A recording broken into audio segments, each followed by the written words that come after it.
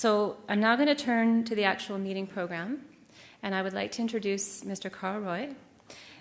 He is President and Chief Executive Officer for the Provincial Health Services Authority, and he's going to give us some opening remarks. Mr. Roy.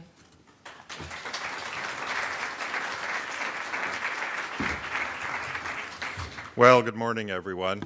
I hope you got outside today to see the glorious blue sky and sun. It seems to be never-ending.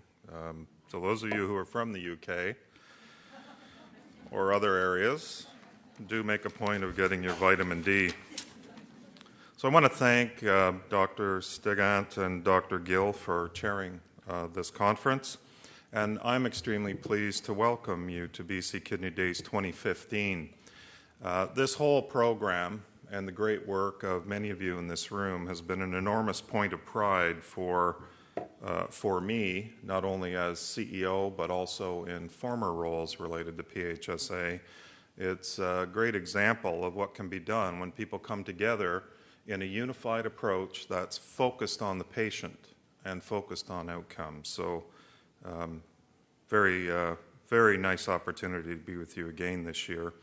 This is the 5th joint renal agency and BC Transplant Conference, and it's held to build relationships and to share knowledge and innovation, of course.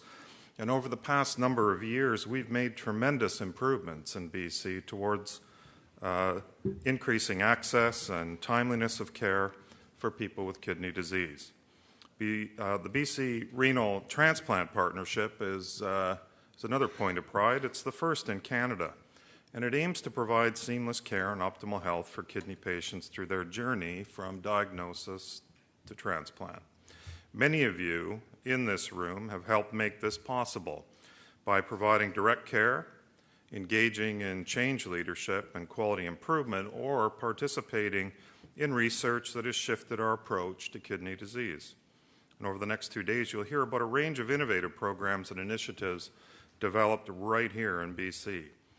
What I want to focus on in my brief time here is the big picture with this question: what impact has your work and the efforts of the BC Renal Agency and BC Transplant had on the lives of kidney patients? Well, let's start with the renal patients. A few factoids for you that I think are enormously impressive. Since the late 90s, you've reduced the growth in dialysis from 16% per year to 3% through earlier identification and intervention. And individuals with kidney disease are diagnosed 15% earlier than a decade ago. And with your support, they are increasingly able to delay progression of their disease. BC has had the highest percentage of patients on independent dialysis therapies in Canada, 33% versus a Canadian average of 22%. And this translates into better health outcomes and quality of life for patients and their families. And now the best yet. BC kidney patients have the highest survival rate in the country. Your efforts have also contributed to sustainability of the system by focusing health dollars to improve care.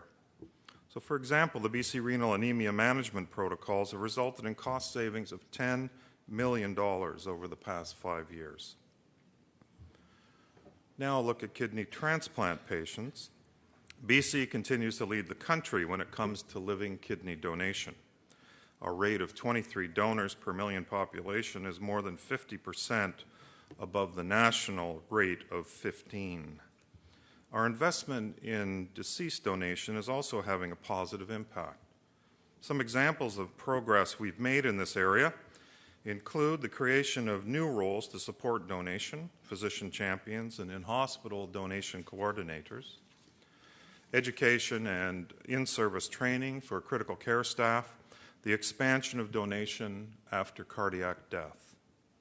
Together, these initiatives have resulted in a significant increase in the number of referrals of potential donors. I joke my colleagues here that in 2009, there was a consultation of BC Transplant, and there must have been just an excellent consultant that worked with the team to develop these. I'd like to get that person's name so I can use them elsewhere. So the DC donation rate is, they'll tell you the inside joke later. The DC donation rate in BC is double what it was in 2009. The numbers this year show continued growth in donation and transplant, and most importantly, improved opportunities for better health for kidney patients. So, in closing, we're spending a lot of time as an organization working with government, our leaders, providers, and most of all, patients, talking about how we can enable the patient experience and put patients at the center of all we do. And just an aside, I just had 450 of my leaders together in a room to focus on what we need to do to enhance, to really create spectacular patient experiences across all the disciplines. And our number one core value at PHSA is patients first. And it's very interesting when someone like me stands up and says, how many of you believe we put patients first? And you don't see as many hands as you'd like to see in the room. And so we talked a little more about that, and then I got intentionally a little bit provocative by saying, it's all rubbish. Patients don't come first. Patients come second. Now, if anybody read that, has anyone read that book, Patients Come Second? So let me just recommend it to you just quickly. It's Brett Barrett and Paul Spiegelman. And of course, you probably already figured it out. Patients do come first, but if you don't focus on the community of work in an intentional and sustained way, you have no opportunity to create spectacular patient experience.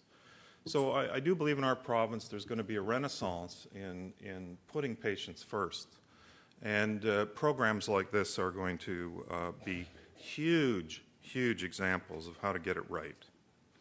So the conference theme is sharing our successes and building our future. And what I've learned in my many years in healthcare and at PHSA is that it's all about you in this room and your colleagues who are not here, who are key to enabling those spectacular patient experiences. By working together and sharing our knowledge and experience, and especially our mistakes, we're better able to meet the needs of our patients and ultimately improve the quality of their lives. And that's why most of us choose healthcare in the first place, isn't it? It's to make a difference in the lives of those that we serve. So I hope you'll leave this gathering inspiring and energized, and most of all enthused about your future and your contribution in this great system, your contribution in your countries of origin and organizations, and that you will remain focused, that leaving here, that enthusiasm is all that really matters, and that will result in great things continuing and new things being created. So thank you very much for the opportunity, and do have a wonderful conference.